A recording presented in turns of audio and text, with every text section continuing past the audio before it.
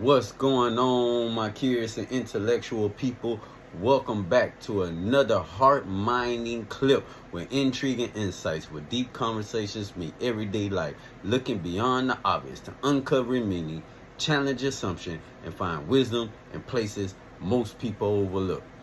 Yes, this is the season finale, so today's episode will be the last one of this season.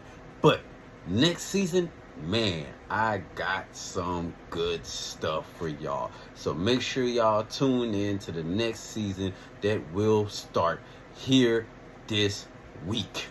Now, don't bother go check the dictionary or even Google my little word term, heart minding. I made that up.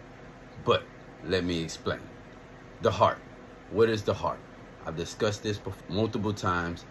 The heart is the center seat of your personality. Basically, who you are as an individual. Mining. We know what mining is, right? Like gold mining and stuff like that. Well, anyways, it's when you excavating the earth. So, you put them together and what we get. Your center seat. Who you are as a person being excavated deep down into in order to get to the root of who we are. I'm just trying to stick with the name that my best friend gave me years ago. Shout outs, Achilles Price. Hope you didn't mind me putting you out there like that. Juggler. He used to call me Juggler all the time when we first started our relationship with one another. And I'm just trying to stick with that.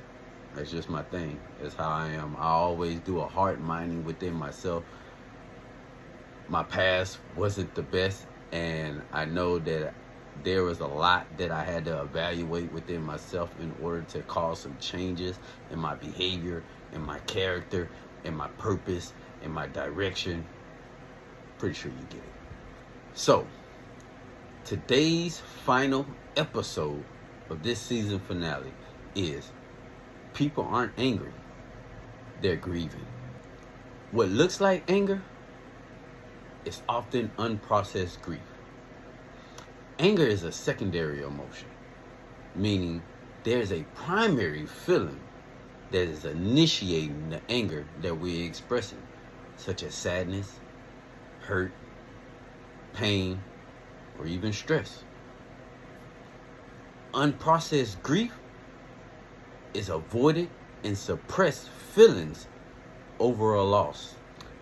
In episode 5, we discuss what we do not heal, we repeat.